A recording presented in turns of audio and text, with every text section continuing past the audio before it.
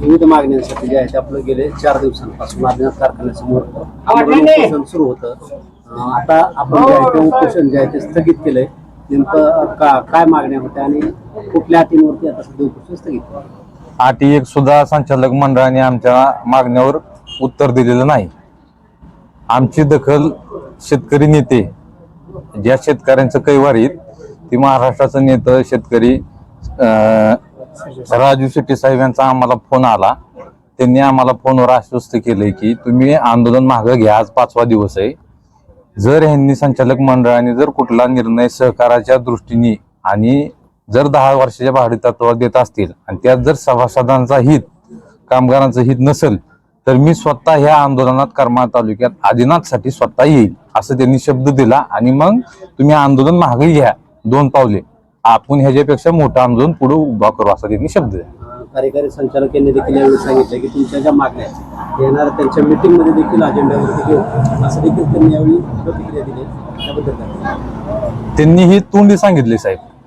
आमचं काय म्हणणं होतं, तुम्ही जे काही निर्णय घेताय त्याला आम्ही सहमत आहे, पण तुम्ही त्याच्यात फक्त आम्हाला लेखी आश्वस्त द्या ना.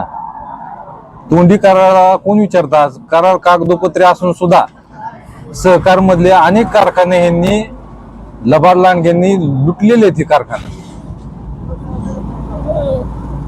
आपल्या मागणीप्रमाणे प्रशासनाकडून कारखाना प्रशासनाकडून येतही म्हणजे आपल्या मागणीला प्रत्युत्तर आलेलं नाही. फक्त येऊन भेटून गेल्याशिवाय यावर काय झालेलं नाही. तरी आपण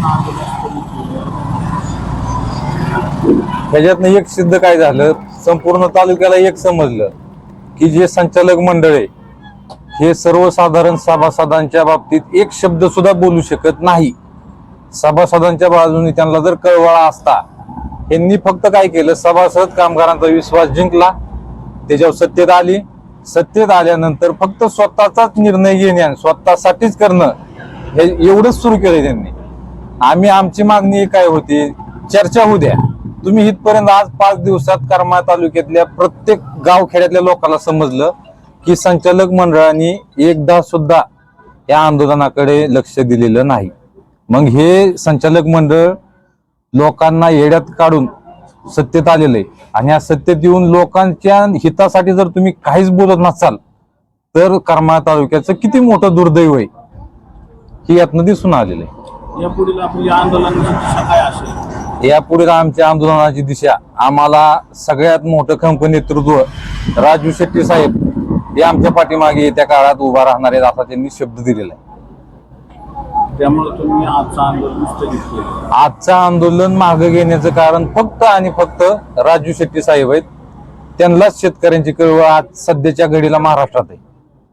येणाऱ्या काळामध्ये राजू शेट्टी साहेबांच्या नेतृत्वाखाली आपण शेतकरी संघटनेमध्ये सक्रिय आहोत. शेतकऱ्यांसाठी सक्रिय होईल.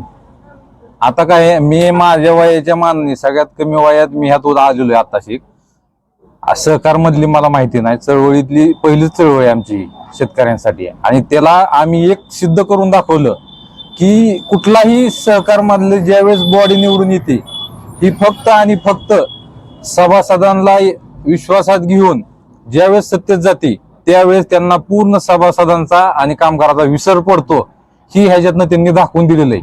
किती गुरमी असावी, मी देऊच शकत नाही लेखी, काय करायचंय ती करा.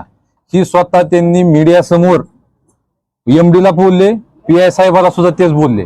इतकी मगरुरी असते का? हा तालुका नामदेवराव जगताप साहेबापासून आलेला आहे. त्या सर्वसामान्य लोकांनी ह्या कारखाना उभा करण्यासाठी 33,000 सभासद आहेत.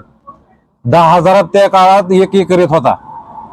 असं सभासदांच्या ठेवीत या कारखान्याच्या. आणि आज आम्ही सगळ्यांनी ह्या लोकांनी त्यांना जर जाब विचारला की तुम्ही कारखाना सुरू करण्यासाठी काय करताय, त्यात आम्ही तुम्हाला योगदान देतो, ही आमची भूमिका आहे प्रांजल सरळ मनाने. त्याच्यावर जर चेअरमन संचालक एक शब्द सुद्धा करायला तयार नाही, एक शब्द सुद्धा. मीडियाने ह्यांना विचारलं पाहिजे.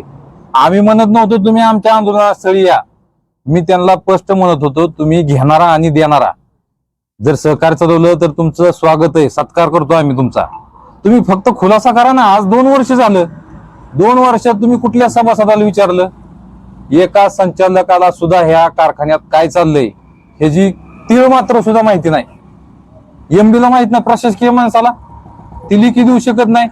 मग ही करमाळा तालुका इतकी दहशत कुणाची? त्या दहशत आम्ही सहन करून घेणार नाही अजिबात. या पुढील आंदोलनात आपल्या नेमक्या मागण्या काय असू शकतात? आमच्या ह्याच मागण्या तालुक्याच्या विकासासाठी आणि आदिनाथ कार ह्या जी संस्था आहेत सहकारीच्या, ह्या सहकारी संस्था असलेल्या या तालुक्याचं वैभव आहे ती जपण्याचं काम येत्या काळात करू.